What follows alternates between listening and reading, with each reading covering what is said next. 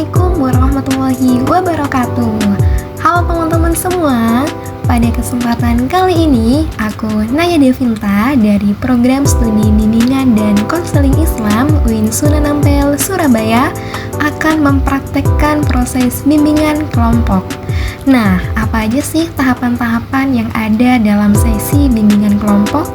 Cus simak videonya sampai akhir ya teman-teman. And happy for watching.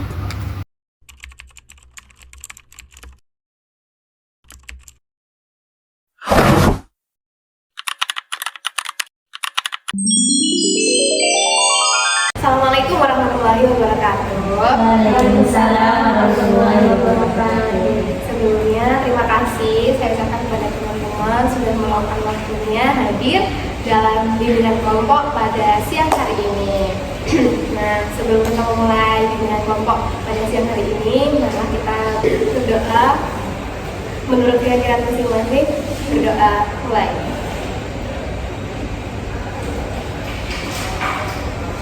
Berdoa selesai. Setelah itu saya ingin menyampaikan sebelum kita memulai bimbingan selanjutnya, seperti yang kita ketahui dalam bimbingan kelompok ada 3 asas yang perlu diterapkan, yaitu asas kesukarelawan, asas keterbukaan, dan asas keterbukaan. Kemudian tujuan dari bimbingan kelompok pada kali ini yaitu menjelaskan tentang definisi kecemasan, ciri-ciri, dan cara menangani kecemasan. Kemudian setelah kita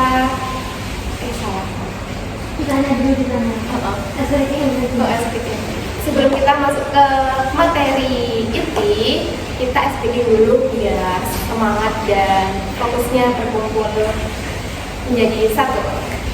Jadi SPG-nya kalau aku bilang merah tepuk 1, kalau aku bilang kuning tepuknya 2, kalau aku bilang hijau tempat 1.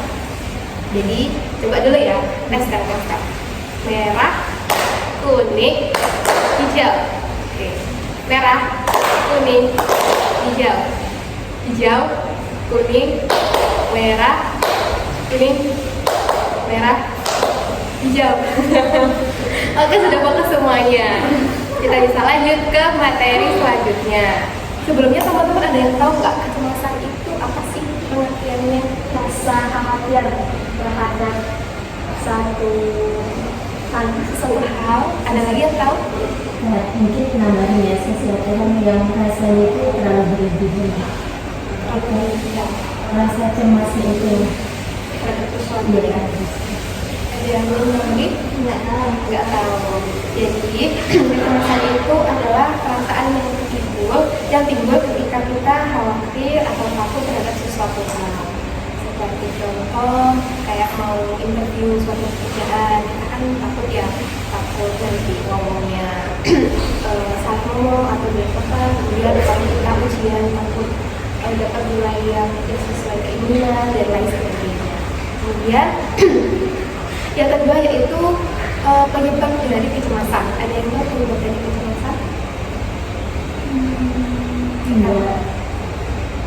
Jadi kecemasan itu muncul ketika kita menghadapi sesuatu yang menimbulkan kita stres. Kemudian dari sesuatu tersebut timbul semacam alarm peringatan yang menyala di otak kita. Nah, ketika kita merasa cemas, ternyata darah dalam tubuh kita itu memompa deras di bagian alat kaki supaya kita cepat melarikan diri, supaya kita secara cepat berpindah dari posisi cemas tersebut. Nah, kemudian kecemasan ini memiliki beberapa tanda bergejala. Ada yang fisik, ada juga yang secara mental. Yang fisik ini seperti keringat dingin, kemudian gemetar. Kalau secara mental kita terlihat panik, ekspresinya, wajahnya, kemudian mudah marah ketika mungkin teman kita ada yang sedang tidak sengaja ngomong sesuatu hal yang mungkin tidak mengenakan, kita mudah marah, jadi lebih sensitif. Kemudian, nah dari kecemasan tersebut, cara menanganinya itu terdapat beberapa upaya. Yang pertama bisa kita melakukan meditasi atau mindfulness gitu, menenangkan diri. Kemudian yang kedua, menjaga pola tidur yang maksimal, tidak kurang tidur. Kemudian yang ketiga yaitu bercerita kepada orang terdekat. Jadi kita kan kalau cerita ke orang itu kan sedikit mengurangi beban yang kita rasakan dalam pikiran, dalam hati, ataupun lainnya. Nah, dari penjelasan tadi, teman-teman mungkin salah satu bisa menyampaikan kembali pengertian atau kata tanda atau cara menangani gejala kecemasan. Ada yang mau menyampaikan? Bu Anissa? Silakan Bu Jessy. Saya ingin definisi kecemasan tadi ya. Kecemasan itu adalah sikap yang timbul atau perasaan yang timbul itu ketika kita merasakan sesuatu yang khawatir gitu, kita khawatir terhadap sesuatu. Iya, khawatir terhadap sesuatu tersebut ya. Iya. Ya. Ada yang solusinya adalah pola tidur, terus bercerita ke orang terdekat, terus mindfulness, meditasi. Menjawab ngomong-ngomong tadi ini solusi buat kita agar gak cemas.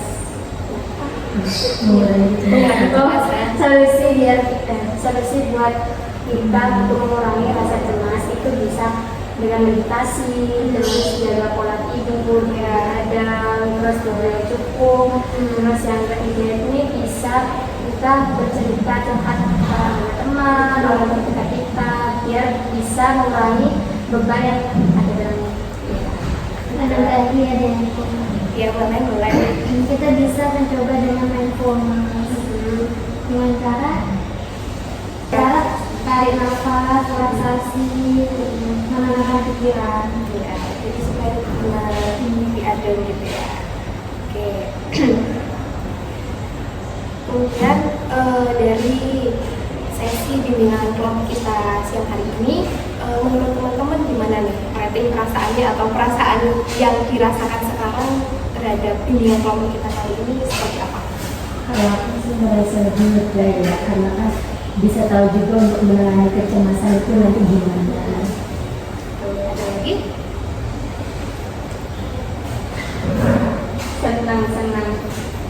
Senang bisa saling